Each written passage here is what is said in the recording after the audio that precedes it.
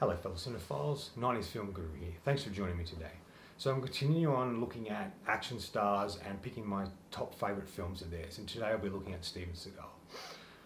Now I know Seagal these days is not really liked or frowned upon certain things he did through his career and his life, and allegations against him, and also how a lot of stuntmen really hate him because of how he really hit them and hurt them. And I can understand that and a dislike for him, and I'm not a fan of him these days. But when I was a young teen, before all that transpired, or before we all heard about that, I was a big fan of his, and he was definitely a staple in the sort of action movies that me and my father used to watch. And I have a connection with him because of that. And because of that, I really do enjoy watching his older films. Nothing now, I don't really care for him as slightly overweight. Machete was probably the last really good thing he did, but it's just his early stuff that I enjoy the most. So out of that early stuff, these are the top 5 films I picked that I kind of liked that he did. Number 5, Glimmer Man. This came out in 1996, and look, it is a bit of a silly film, a bit of a silly story, but damn is it entertaining. It follows the story of Jack Cole, played by Steven Seagal. And he has the most normal name I've ever heard of him having in his particular movies with Jack Cole. He's transferred to the LA Police Department, where he's teamed up with a new partner, a loudmouth detective, Jim Campbell, played by Keenen Ivory Wayans. They have to work together in order to stop a serial killer known as the Family Man. I think this film's fun, it is a little silly, but the action sequence is good. And what makes this much more interesting for me, and why I enjoy it a little more than his other films, is the introduction of Keenen Ivory Wayans. I think he's really great. You know, he's the first Wayans brother who really started the Wayans legacy, if you will, and we got Damon and Marlon and Sean. But there's just something cool about him in this film. I think he does the action really well, and he's very, very funny and adds a lot of humour. This isn't his first experience with sort of these action movies. He'd done a couple others, like Most Wanted, and also did Low Down Dirty Shame, which he also directed. That's definitely worth checking out if you haven't seen it. He's quite great in that. Disgraced cop who becomes a private detective. It's really cool. So he's not a stranger to this particular world, and I think he handles this kind of actiony stuff really well. I think him and Seagal work off each other really well, and it's the first time that Seagal in any of his movies had sort of a partner like he does in this, and creating sort of a buddy comedy in a lot of ways. This is like a police buddy comedy that kind of works in certain aspects, because you have Seagal who doesn't say much, and they allow him to throw out one-liners, and it's really the humour from Keenen Ivory Wayans' character that makes the film fun, and he adds a lot of humour, and he's very, very funny guy. And it's kind of interesting to see these two work off each other, and how it just works. You wouldn't expect it to, but it just does. There's a whole thing, this is the interview that I read of a particular actor in this film, Stephen Tobolowsky, I think is how you pronounce his name. He plays a character in this film, and only his character gets shot. And there's a story he tells about how, at this point in Seagal's life, he didn't want to kill anybody on the screen. So this character that Stephen played was meant to have died. But because Seagal didn't want to kill anybody, and if you see the movie, he doesn't actually kill anyone in the movie. He messes people up quite a bit, kicks people's asses, but he doesn't really kill anyone. Stephen talked about how he shot this thing, he thought his character was done, great, he shot me, I'm out, I'm gone. But because of this, they had to bring Stephen back, and they had to put in this extra little scene just to show that he wasn't dead, because Seagal didn't like it. That's kind of petty and silly. But I guess that's sort of where Seagal was in his life. I just find that kind of funny, that's all. It definitely has its faults, but it's a damn entertaining movie. I really like many aspects to it. I like Seagal's performance. And Ivory Wayans is a breath of fresh air in a Seagal film, which I love. The sort of serial killer aspect to the movie is quite gruesome, but it works. And it just feels like there could have been multiple sequels to this film, like a Lethal Weapon or Die Hard. Sort of buddy element kind of made it kind of interesting for me, and I really wish we had a bit more of this film and a bit more sequels. But that's why it's on my list, because it's quite fun. Number 4, Hard to Kill. I've always really enjoyed this film. I find it hilarious. It's not really setting out to be funny, but it's just the storyline itself, what transpires in the movie, that makes it really funny. This came out in 1990, directed by Bruce Malmuth. I'm not 100% sure who he is, but he did direct this film. It follows Mason Storm, another wonderful chosen name for a Seagal character. Detective who wakes up after a year-long coma with the help of his nurse, Andy Stewart, played by Kelly LeBrock, sets out to find the people responsible for killing his family. That's kind of what the movie's about. And it doesn't hurt to have Kelly LeBrock in it as well. I remember when I first saw this film, it was one of those movies they used to put on Friday, Saturday nights all the time, you know, but this would be, they'd put it on as the edited edition because it's adults only, or whatever they used to call it. They used to have the OA thing on the bottom saying this is adults only. Oh, they used to do it on TV anyway. And I remember seeing the cut version of it, and I kind of liked it. I liked the beginning of it, where he's filming all this stuff, then the whole transpiring of what happens to his family, we get to see unfold, and how he ends up in a coma, and how he sort of rebuilds himself in order to find people responsible. All those aspects are really good. It does get a little silly in parts, especially the hospital sequence. So after he's shot, we skip. He's in a coma, he has his long beard, they've kept him alive for so long, and he sort of randomly wakes up. And just as he randomly wakes up, the bad guys catch on to he's still alive, and they send someone to kill him. So here he is in the hospital bed, he can't move or do anything. There's a sequence where he uses a mop to get into the elevator, which I think is hilarious, and he uses that to defend himself. And obviously the nurse Andy helps him escape in the car and stuff. And it's really about, the sequences after that is about him learning to walk and move again, to fight again, the whole spiritual element to it. And then the romance. He's always got to have a romance in his action movies, which I think Glimmerman doesn't, which is kind of different for that. But he always has to have some sort of romance. Obviously it's going to be between him and Kelly LeBrock. And this is an actress he would ultimately end up marrying and being with for a little while. It's kind of cliched in that way and a bit silly, but damn is it entertaining. And this is definitely a film that has a lot of his spirituality in it, and his martial arts aspect to his life that he injects into it, and tries to make it feel authentic and real, especially in the training montage sequences we have, and where he's meditating and trying to get back to who he was before all this transpired. That stuff's really cool. And I can see why he would inject that, because it's very important to him, and it adds a lot to that particular character. Even though it feels a little odd since he's a detective, when does he get into all these martial arts stuff? But I guess his sequences throughout the film, especially before all of this particular scene that doesn't really serve any purpose, just to show what he's capable of. He goes into a convenience store and it's being robbed, and the way he dispatches these robbers is quite violent and brutal, but it shows the type of character he is, and that's why it's there, but it doesn't really serve any much more of a purpose than that. I think William Sadler, he's an underrated actor in my opinion. He's been in so many things, but he plays sort of the villain in this, and he's really great, and sort of has a lot of funny moments, especially when Mason Storm's character goes after him, and I kind of like that. Ultimately plays Senator Vernon, and hearing his voice sparks Seagal's character to wake up from the coma, and then he puts it all together when he hears him speaking later. It's kind of cheesy, but it does have some fun moments in it. There's a sequence that takes place in a house where all these bad guys are coming for him, and the way he dispatches them is really cool, and the sequences is really good in that. I think Kelly LeBrock's fine. She is a bit damsel in distressy. She doesn't offer a lot, but there are moments with her where you do kind of care and like the character. She does make silly choices, but she is still interesting to watch, and I think she does have good chemistry with Seagal's screen. And the third act and ending is quite fun, and it really has some great one-liners in it. And it's the kind of typical Seagal film you expect to see. Bad guys, him kicking their ass, taking vengeance, such and such. But I still really like this film just because it's fun, the one-liners are great, and it's just some really cool moments in the movie. Number 3, The Patriot. Now this is not to get mixed up with the Ronald Emmerich Mel Gibson movie. This is a sort of much more independent film that is a Seagal movie. It came out in 1998, directed by Dean Selma. He did direct another film I like called Firestorm with Howie Long and Scott Glenn. That's a very fun film as well. It's sort of backdraft, even have Scott Glenn, but it's sort of backdraft in the forest.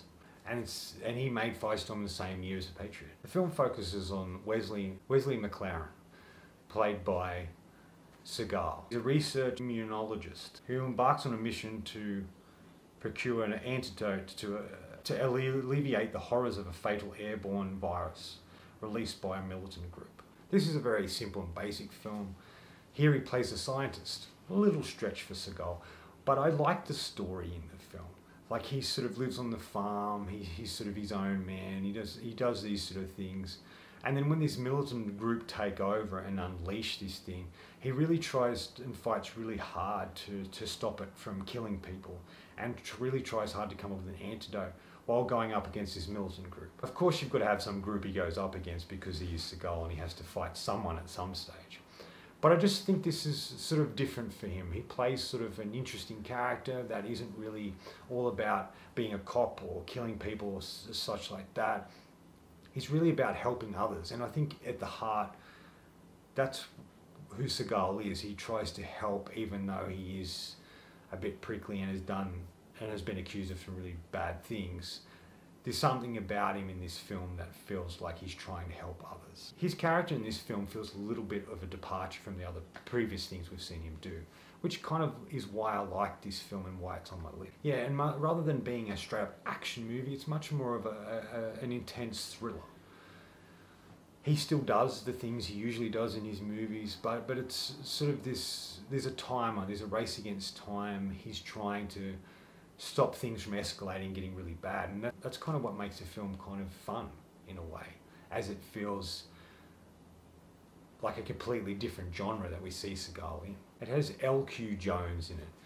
Now, for those who are fans of Sam Peckinpah movies, you'd know who L.Q. Jones is, and he's kind of fun. He's his usual self. Here, he's kind of like Seagal's friend in the movie, and he offers a lot of humour, and he does what he does best, and he really feels like a Western star, which you would see if you've seen Peckinpah's Westerns. He appears in a lot of them. But he's kind of a fun character to have in it as well. And there's an early appearance by Camilla Bell. It does have a villain element into it, but it's different to all the other films he's done.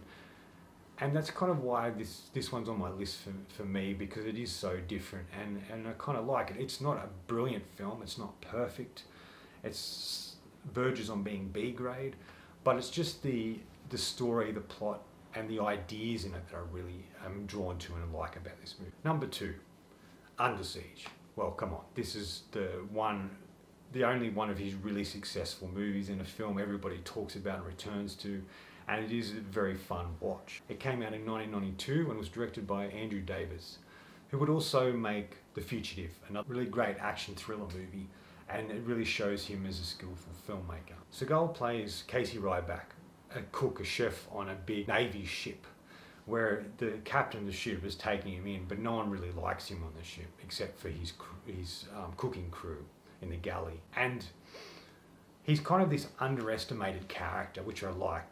When you first see the film, or when I first saw the film, I didn't know who he was. Like, I knew who Seagal was, don't get me wrong, but I didn't know who the character was going to be here. And he turns out to be this ex-Navy SEAL, and there's a whole backstory to him that everybody underestimates, and it's about how he goes about systematically taking down this group that have taken over the ship and are trying to take the nuclear warheads and start their own war, so to speak. He goes up against one of the great villains, I think, in William Strandex, played brilliantly by Tommy Lee Jones. So good, actually, that he steals the movie from Seagal, because he's so fun and over the top and really embraces the character. And he just brings such a presence to the movie that really gives Seagal a run for his money, much like Powers Booth did with Van Damme in Sudden Death. But fun facts about this movie: originally Seagal didn't want to do it. He turned it down. He didn't like the female character who pops out of the cake, who has to become his partner. He thought that was silly. But upon revisiting the script and reading it, he came to realise that it was a film that he could do. And he is great. It's kind of interesting how he was reluctant to do this film, but yet it became his most successful movie. I think why this film's on the list is because Seagal's good in it. I like it set on this ship, and the way that Andrew Davis makes it entertaining and engaging. I think, like I said, Tommy Lee Jones is a great villain. Even Gary Busey's in it, who plays your usual Gary Busey character. He's fun as well. There's just something about this that I connect to. And also, when I was a kid, me and my father used to rent movies every weekend. And obviously on VHS is mostly where I saw my movies. And you know, Video Easy and Blockbuster in the day when those video stores existed, we used to go every weekend and pick up movies. And this is one of those films that we picked up. It's one of those films that we sat down and watched. And I think it's a bonding thing that I had with my dad because he used to love Seagal and Seagal movies. And so there's a connection there. So when I watch this film, it has a nostalgic feel for me, and I think that's why I like it so much. Not just because I think it's a solid movie, but because of that personal connection that I have to that film. Seagal is good in it. Like I said, I like having a character underestimated and then rising up and showing what they're really capable of. I think that's always a really great element to movies like this. And like I mentioned, what I think makes this better than a lot of Steven Seagal films is Tommy Lee Jones's character and performance. He's wonderful in this movie. He just has fun with it. He knows the type of film it is, he knows the role he's playing, and he just has a ball. There's some good action sequences in it, where the bad guys first take over the ship is really cool, where Ryback's trying to take down the bad guys and blow up the submarine that appears, and just about how he maneuvers around the ship and trying to save his fellow seamen, as well as taking on the villain and trying to bring it all down and control everything. He's really great in that aspect. Erica Elanica, I think that's how you say her name, I'm not 100% sure. She plays a character that is a stripper pretty much, Playboy, Playmate of the Year, and she appears on the ship. She takes something because she feels seasick and she ends up in a cake, and then she pops out at the time when Casey finds her. And look, to begin with, she's kind of a silly throwaway, slightly annoying character. But as the film unfolds, it's really about how she kind of evolves from that a little bit with the help of Casey, and how she's always by his side, and she ends up helping him a lot of the times when he finds himself in trouble, which I think is really cool. It makes it less a throwaway character and gives her purpose in the movie. And whenever someone else is trying to protect her, she's like, no, I'm going to stick with him because he's the one who I feel most safe with. And I thought that was really cool. It gives her a fun aspect to the movie, and her character has a lot of fun in the movie, and I like the chemistry between her and Seagal. But then they have to throw in this kiss at the end, which I think it's just probably Seagal going, oh, we need the kiss. It just, yeah, it takes away from the film.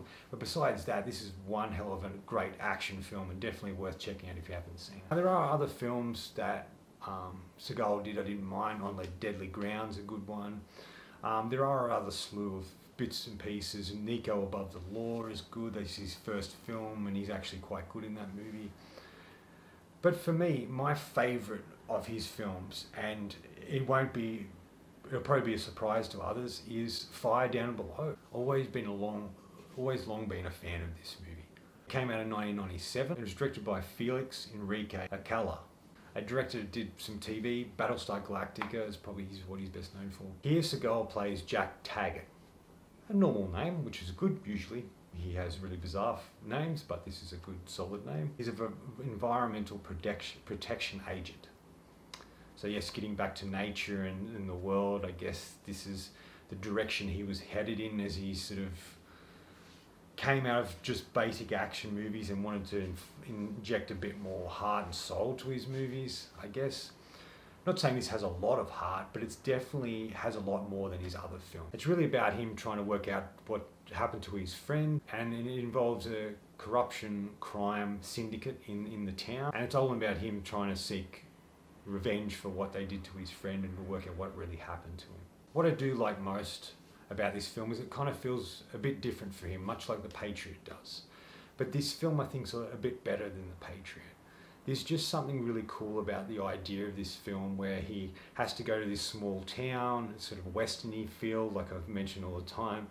He kind of is this lone, reluctant hero who comes to the town and ultimately has to help them, and then it's about what transpires for him as he goes on this journey.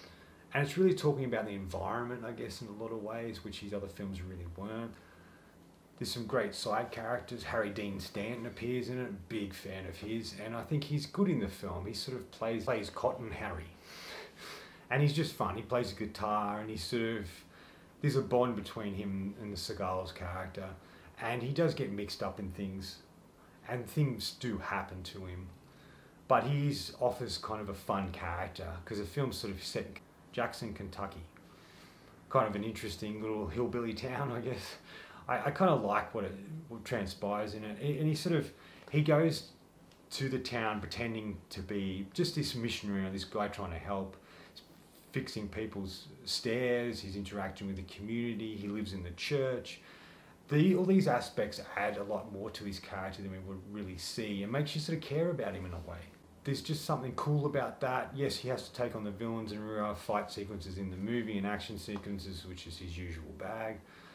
And there is a really cool sequence at the end involving a mine, which I really love. But what really defines this film for me is there's like a heart and soul to it that I mentioned in The Patriot that we don't really get in a lot of Seagal films. It's like he really cared about the material and the story. He injected a lot of things he cared about into this movie. He even has a love story. This is something that you don't see in his movies. Yes, there is always a love interest in his movies, and he ends up with this girl or whatever that he helps. But this is the first time where it really feels like a proper romance. He meets this woman. There's a connection there. They care for each other, and it's this courting aspect to the movie, which you don't see in his films, and I love that. She's played by Marg Helgenberg. She's from CSI, ultimately is what I know her from.